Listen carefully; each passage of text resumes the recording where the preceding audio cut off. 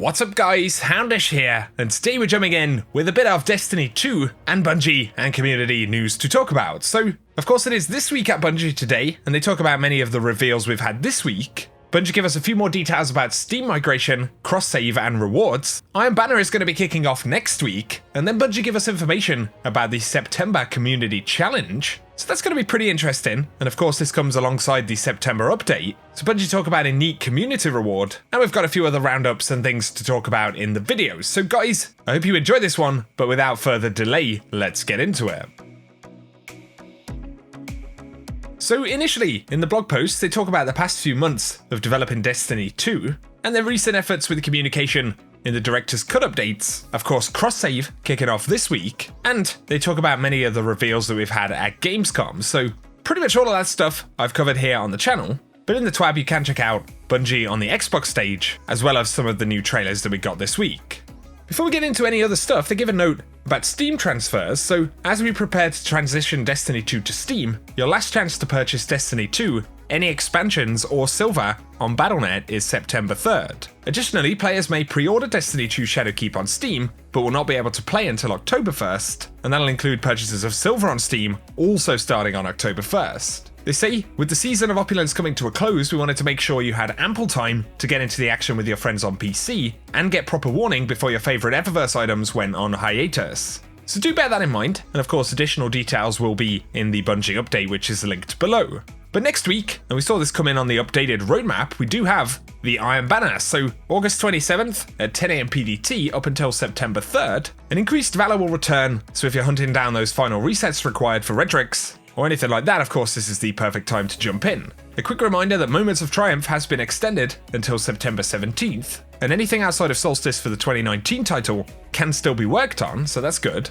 So that's Iron Banner next week on August 27th. Now though, Bungie talk about the September Community Challenge. This is something they teased a little while back, and this one's going to take place on Mars. So with a bit of extra time before Shadowkeep ships, we thought it'd be a good idea to get the community in fighting shape to return to the moon. As we have a quality of life update coming on September 3rd that touches some Mars content, why not double down and maybe help a few aspiring wayfarers along the way? So September 3rd at 10 AM PDT up until September 10th, there will be this community challenge, and the objectives, bear in mind, these are for the entire community, but they are as follows. So defeat 175,000 Wave 7 Escalation Protocol bosses, defeat 300 million Hive on Mars, and then for Mars Nightfalls, they want us to defeat Nokris 150,000 times, Zol 100,000 times, as well as using 300,000 override frequencies. Now, that is an awful lot of grinding, even for the entire community. But if we can achieve this in that time limit, so September 3rd up until the 10th,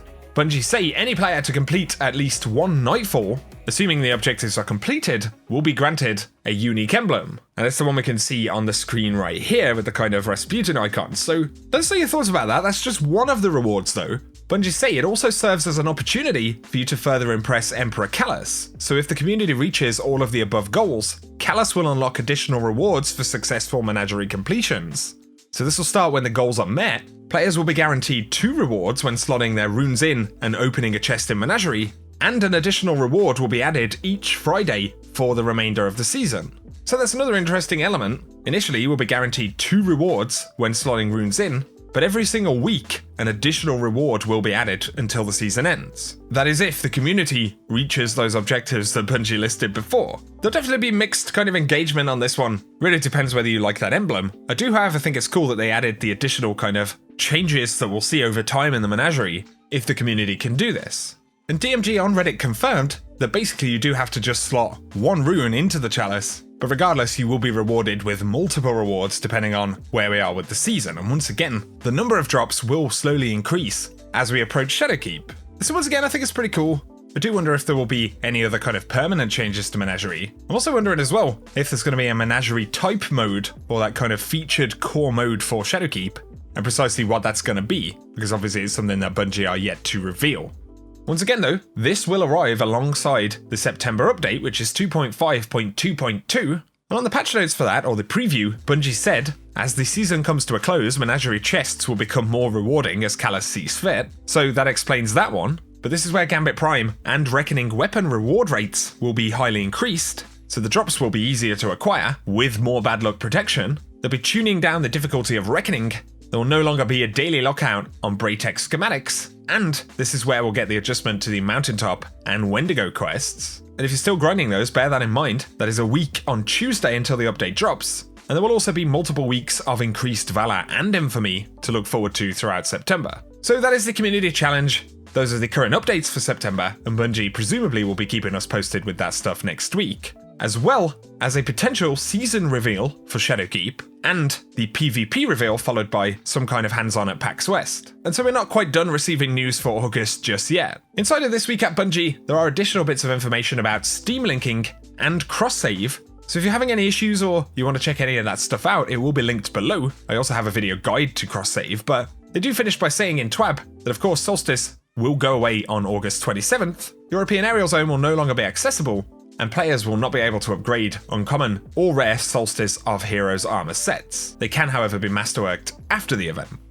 Now though, let's round up a few additional things, and we should talk about armor sets that you'll be able to unlock as 2.0 versions. So Infection Zoe pointed out on Reddit that it's worth saving some Leviathan tokens right now if you do want some relatively easy 2.0 pickups in October. Of course, as we know, everything that drops is being updated to the Armor 2.0 system, and that will include Year 1 Leviathan gear. And so that's one option for some quick sets, and it's also cool, because they are kind of endgame pieces of gear from earlier on in D2. But on top of this, DMG confirmed that Year 1 Vanguard and Crucible armor will be dropping from Shaxx and Zavala, so all that stuff's going to come with the functionality for both 2.0 and their original ornaments. So if you're after any OG armor, then you can grind for those drops at Shaxx or Zavala, but of course there are plenty of planetary vendor armors. And for other sets, bear in mind, Escalation Protocol gear can be re-earned. And so finally we'll get updated versions there. That's pretty cool because it's bringing back stuff that kind of became redundant at the end of Year 1 into Year 3. But there's also the Dreaming City armor pieces, gear from the Menagerie, and Gambit Prime armor sets. So if you're still playing Gambit, imagine Godroll 2.0 versions with the set bonuses still active. The only sets which absolutely won't drop as 2.0 would be the Trials or Faction gear,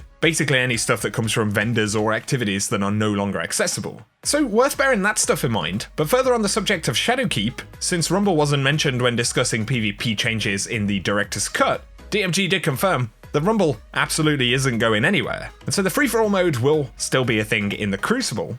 But some other prep shoutouts for Shadowkeep that could be useful. Of course, we're going to be able to earn bonus power via XP, and this is with the new artifact. So Paris M pointed out that it might be worth grabbing a 10% XP ghost shell, and that would include the Cosmos shell that you can get in your collections. These could be pretty useful if you're continuously farming for additional power levels via the artifact. There are also medallions and things like that you can pop, and they'll give you things like 25% XP buffs. And unless Bungie notify us that these won't work, it'll definitely be worth collecting some now. But coming back to Season of Opulence and Solstice of Heroes, somebody pointed out that Bungie had said every Eververse item for Solstice would be featured in the Bright Dust inventory during the event. Of course, we're on the last week, and there are a few select items which haven't actually shown up, so DMG said, we got in touch with the team, and they said that this wasn't done intentionally, and so to solve the problem, they'll add the items that haven't been featured in Season 9 for Bright Dust. And so there will be a catch-up way, if you're a collector, to grab some of the things that haven't come up for Bright Dust, and that'll be despite the Eververse changes that we'll see in Opulence. And so it's definitely good that Bungie are making a move to solve the problem.